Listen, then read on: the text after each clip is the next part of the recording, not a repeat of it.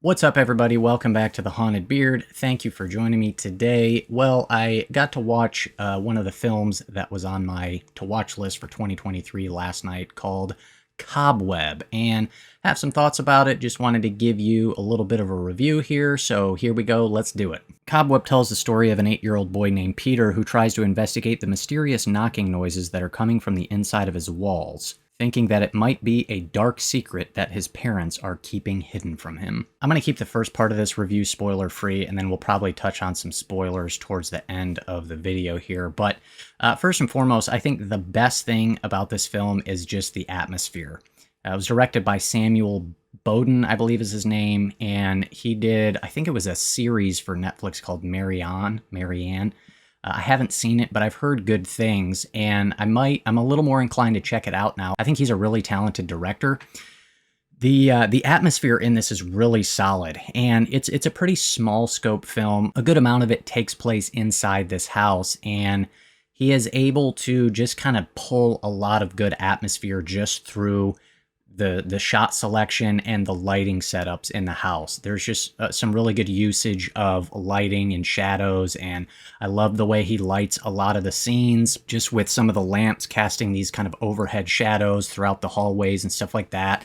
And so there's just a lot of really solid, kind of dark, creepy, eerie atmosphere to it that really just kind of pull you right into this.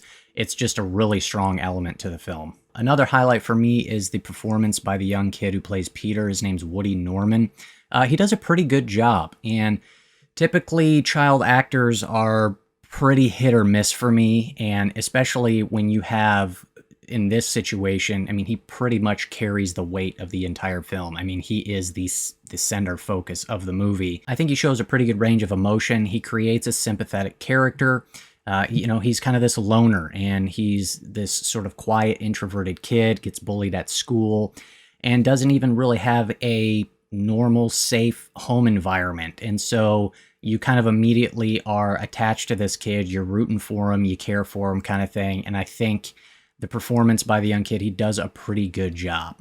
I also think Lizzy Caplan is pretty solid as well. Both of his parents are pretty solid as well, as they really help add to the overall kind of just sinister atmosphere of this whole thing. So I think in terms of Cobweb's just pure direction and the talent behind the camera, I think it's directed pretty solid. The main issue I have with this is really just from the writing perspective and the direction that the story takes. I'm going to go ahead and just issue a spoiler warning here, as I'm going to get into some of the narrative, directions and story directions that the movie goes in. So the main issue, as I said, that I have with this is really the story direction. There are some tropes that it plays into. Also, too, I found a handful of it fairly predictable. Now, I didn't really know a whole lot going in. I'd seen glimpses of the trailer and knew just kind of the vague synopsis.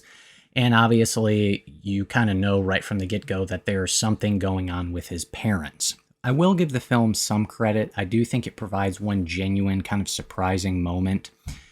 And that about 25-30 minutes or so into it, Peter gets expelled, and then his parents punish him by sending him down into the basement to be locked into the basement. And there's this hidden door behind the fridge, and it kind of opens up a whole new aspect of this movie that I didn't really expect it to go to. However, with the kind of major reveal that happens on a little bit later in the movie, there was definitely a point to where I started off thinking, okay, clearly his parents are going to be the bad guys. And then when you actually figure out that his sister is the one in the wall, after that's kind of revealed, I pretty much was able to predict, yeah, I don't think it's his parents that are going to be the bad guys. It's actually going to be his sister that's going to be the evil or the bad guy in the movie kind of thing. And so there is an element of this that I found fairly predictable. And also, too, I feel like some of the more interesting aspects or interesting questions are never really addressed or talked about. And I feel like there's just kind of some logical issues with this movie. First of all, within the context of the film, once we find out that the creature that's living in the walls is his sister, and it's this supernatural type creature, it kind of doesn't really make sense within the context of the rest of the film.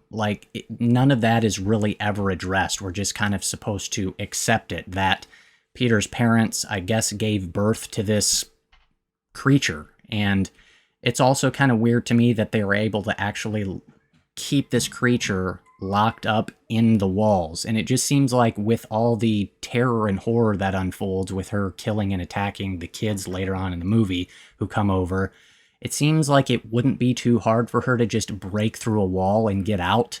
So maybe I'm getting too nitpicky, but there were just some problems there that just sort of bothered me that didn't really make sense. Also, too, I don't really get the logic behind Peter's parents deciding to punish him by locking him in the basement.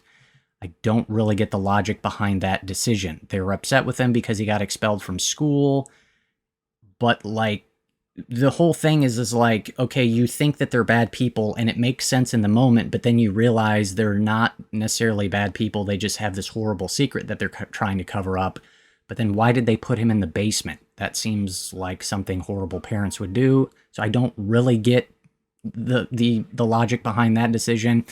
And also, too, I appreciate the film ending on a note of kind of this ongoing, unending terror that, his sister tells him, wherever you see a shadow, it could be me. I'm going to get out of here. And like, they have her trapped in this pit in the basement and locked in there. And to me, it's like, couldn't you not just like get a gun and try to shoot her and kill her or something like that? I don't know. There's just kind of things here that I just have issues with. So like when you kind of really start thinking about it more than just like 10 seconds worth, some of it just kind of doesn't really make sense. So those are just some thoughts. Look, overall, I still enjoy this for the most part. I think just in terms of performance and atmosphere, it does a pretty solid job. There's also a dream sequence in the film that I think works really well. Also, pretty solid scene. And so, again, from kind of a creative directing sort of perspective, there are some effective parts of this movie. I just kind of had some issues with the overall story direction. Also, too, I think there is a positive element in the end. I like how sort of restrained Bodin gets with how much he shows of the creature and how little of it he shows.